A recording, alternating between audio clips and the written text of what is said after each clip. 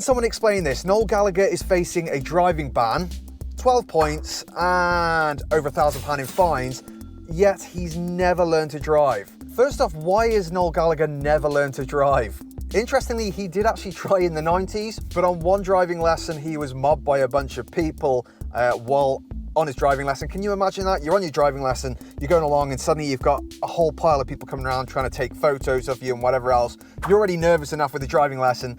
So yeah, I don't blame him on that one. Knocked that on the head. The second one, he's going around an estate with his driving instructor. Here's the clip.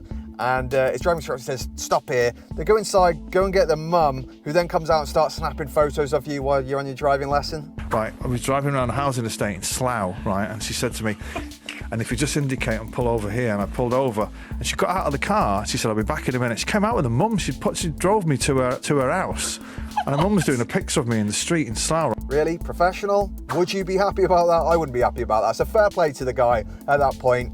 Does he need it? Probably not. So why has he got in trouble? Well, he's got a £120,000 Range Rover that is chauffeured for him, so someone drives him around everywhere. So nothing illegal there. He owns the Range Rover, so it's in his name. Again, no problems. Unfortunately, he likes to go a little bit too fast, or the chauffeur does, I don't know which. Which, fair enough, again, you know, who hasn't been guilty of it? Again, quite unfortunate. It happened twice in a very short space of time. One was 35 in a 30 zone, the other one was 41 in a 30 zone. So could they be going slow? Yes, but were they rocketing through space and time like Back to the Future? No, they weren't.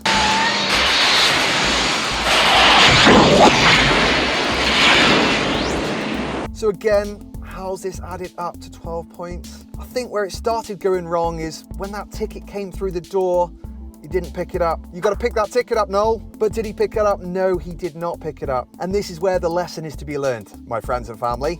And then to make matters even worse, did he pick the second one up? No, he didn't pick the second one up. He left the second one on the floor as well. Now, let me explain exactly what happens if you get a speeding fine. Because, you know, we've all been in that situation. Well, some of us, not talking from experience at all. First, you get what is called an NIP. This is called a Notice of Intended Prosecution.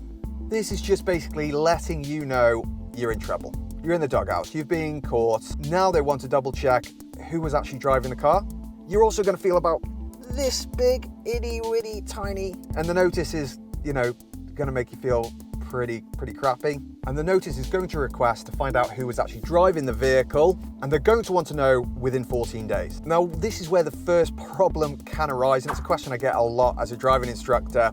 Who gets the points if a student gets caught speeding in your car? And the first problem with that is if a student gets caught speeding, the parents are not going to be happy. The student's not going to be happy because as far as I'm concerned, it was my job. And as far as they're concerned, it was my job to make sure they weren't speeding in the first place. So downer. But when the fine comes through the door and it says who was driving, I have to legally say it was the student. Not that this has ever happened. It has happened.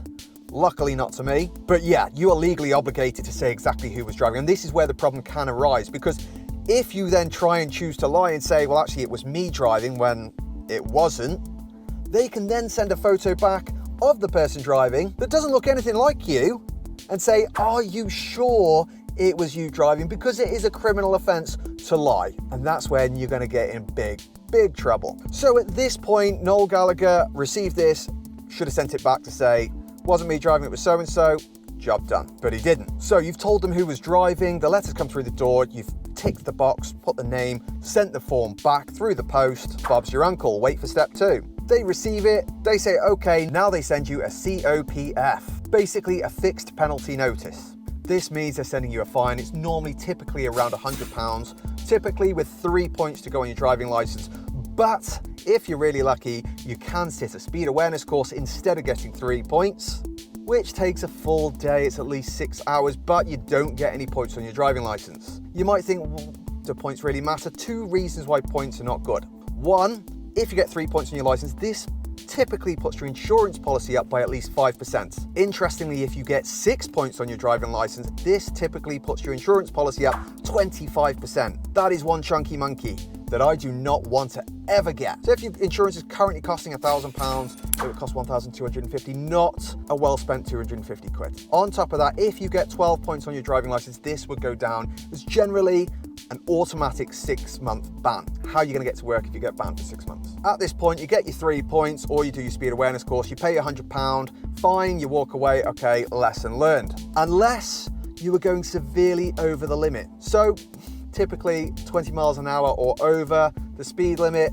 Typically, if you're on a motorway that was 70 miles per hour and you were doing 90 to 100, this is when you might not get a fixed penalty notice, and instead you end up with a court summons where you go to court, where you could end up with unlimited amounts of points and an unlimited fine. And this is where they could automatically give you 12 points, which is going to lead to an automatic ban.